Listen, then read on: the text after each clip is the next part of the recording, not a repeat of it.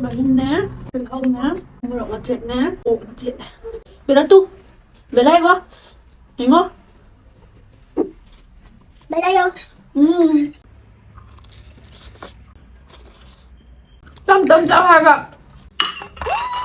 Về là hidup mo na enti tibiyo. Tao ganun ba ta? Enti wala ka di aro. Tale.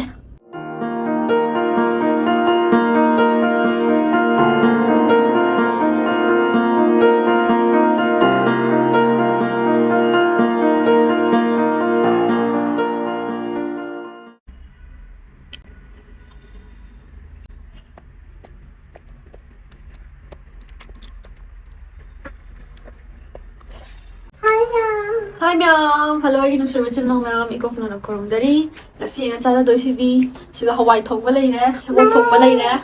Aduga kanghong lay re.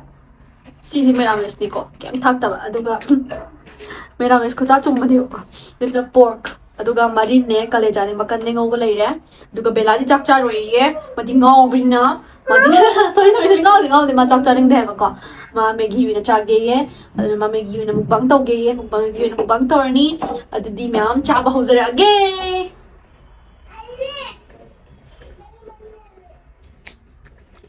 Kut này lông thar ga trong mà sana cha luôn. Man thôn mà to thôn mấy thôn mà này ba ko. Tao phát truyền gần hả?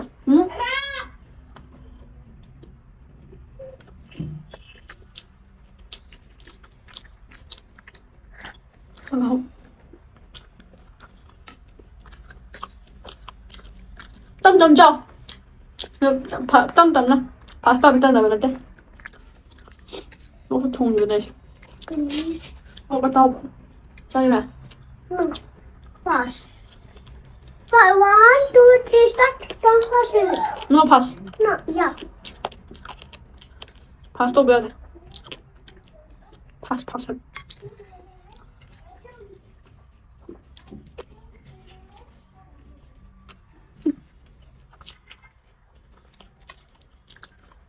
Marin. Thế nếu thúc bạn thì sao tôi ạ? Mà anh chị khai được nghe nó không?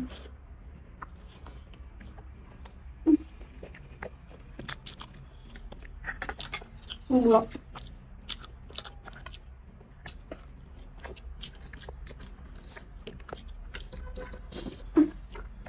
Thôi.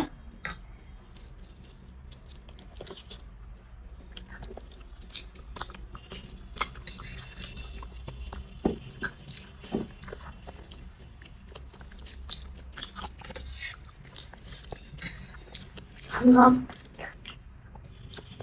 Hầu đã xong tập điểm. Nào ví dụ nó đang đi kiểm tra rồi này. Chắc hay gì ở con tránh rồi. Cay nhờ.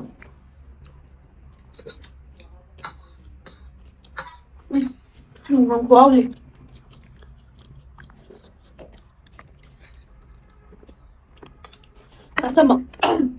잠깐만 통화가 나요가 야무서 하겠다. 나 우리 잘 나오래 해. 딱들.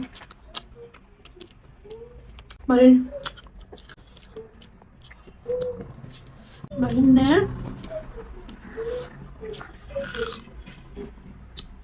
thịt hồng nè, mùi rộng là chết nè, ổ là chết nè. Thịt hồng đâu? Về đó tu, về đây quá, nhìn không? Về đây không? Về đây không? Về đây không?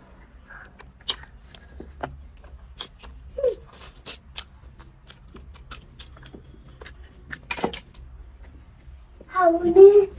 Giống như tôi. Mình là fast.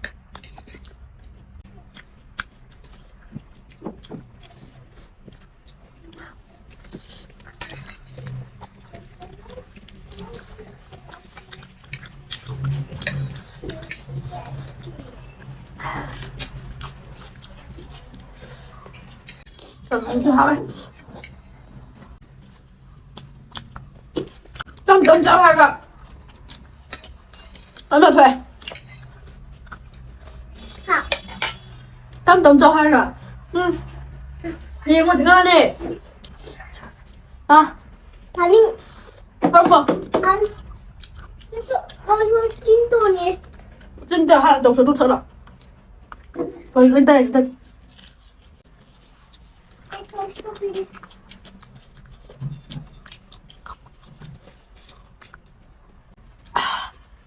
그 나온 딸래. Thôi một luôn kia. Ấy đi. Yung ở đây sinh. Mà hiểm thuộc nó sẽ đi. Nôn chú đã nhé.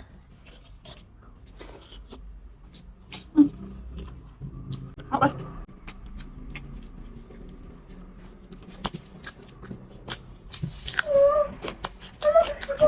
Awis! I did lot!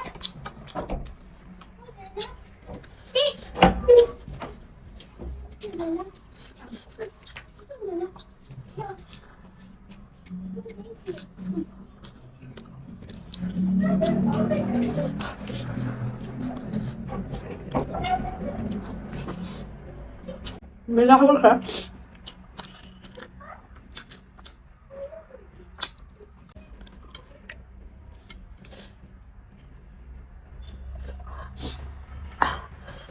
Nasi 혹시 넥톡도 안 할게요.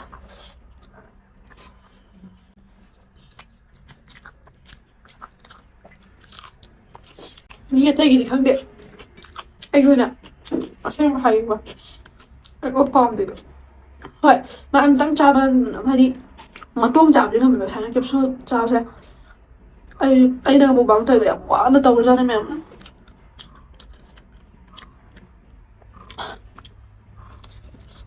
ông是这些人好。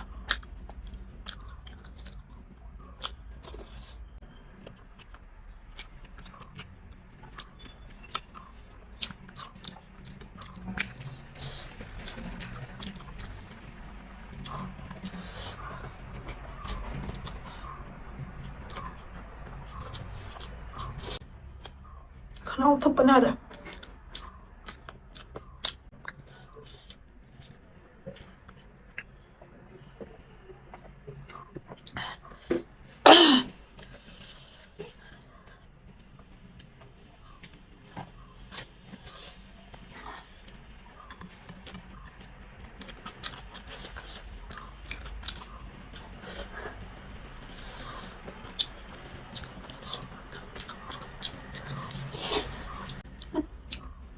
이게 어머로서 살리지.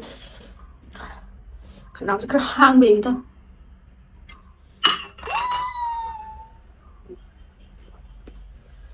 소리.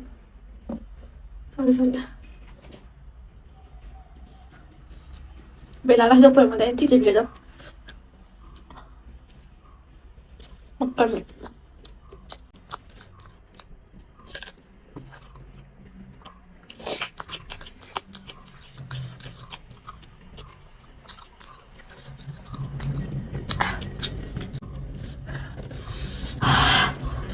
덮배.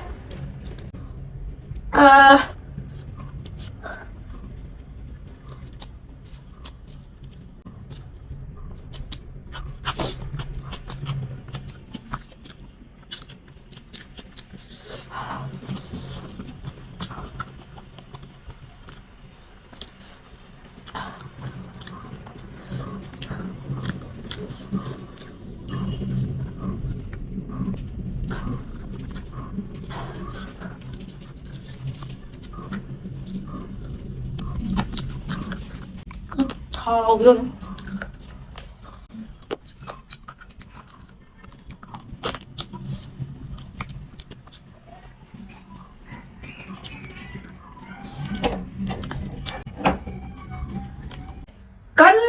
간다 톱 뜨는 거 하나 어떻게 짜리가 있시다 스토리 볼로 톡래 스토리에서 여러분들의 그러면 이 목속 살에 그다음 사비 알았지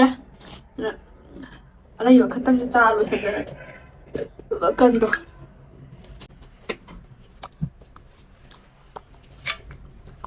우리 이거 왜 입에 맛있다 러 Red bag. Wala. Red bag pini ha sasme. Sasme. तो इस तो पीनो बाल बाल heavy सा जाम अच्छा खाइए Wala. बेला तो हाय बेला तो शिवाय Wala. क्या बोल Wala. Wala. ऐसे आ ये दो क्यों हाथ है हाउ दो क्यों हाथ है Wala.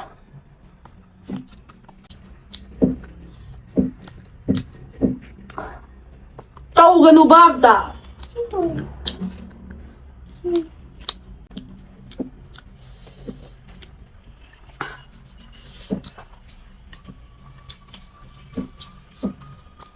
Pakistan Mama.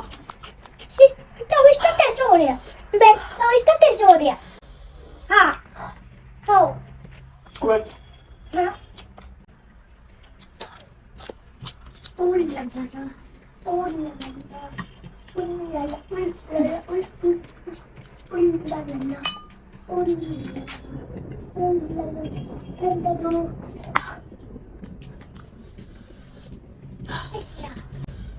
Antibiotic cha diya rồi. Tắt đây. मेरा वन हाँ मेरा चाहिए शोर Sao pura. Phải ra không thể nào uống sao đây. Vẫn không để năm tầm ít không bao giờ tự.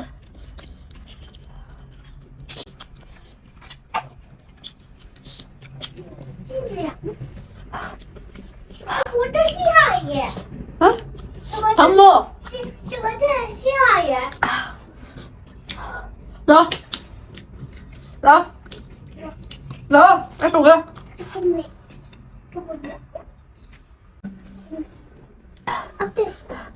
Đi mèo. Anh khả nào thúc bên nhà để sao nè. Khởi người ra. Một lúc sau cái lệ hạ có ơn bằng yêu một lúc sẽ. Một lúc sau này sẽ phở phát tập không đây. Lúc thống một lúc. Xin đó. Thì trong không đấy. Liam mẹ. Xin gặp trang kém nhau từ video làm ta video tại nó trang gặp kita gặp tôi CDM hào đấy, Oppo số đông hào đấy, tôi capsule cho bao charger rồi cái. Ai cái nào hiện chân bây giờ đấy tụi cái bây giờ mình chỉ mà đi first start thôi mà nè đi mẹ si đi video si mà tăng solution cho cái mẹ này video si bu nungai video su nungai hay là yang bio đi mẹ cái nó hay rồi cái hay cái bye bye đi mẹ đi mẹ đi mẹ mai lấy đấy tao lại ngon mà lấy đi mẹ si đi mà tăng solution cho cái chân nào cũng không được không đấy thank you for watching my videos bye bye hai đứa nó mà hai đứa rồi yes ako na. Ako na. Ako na. Ay, mo pa siya. Sana sila umasan. Lebih. ये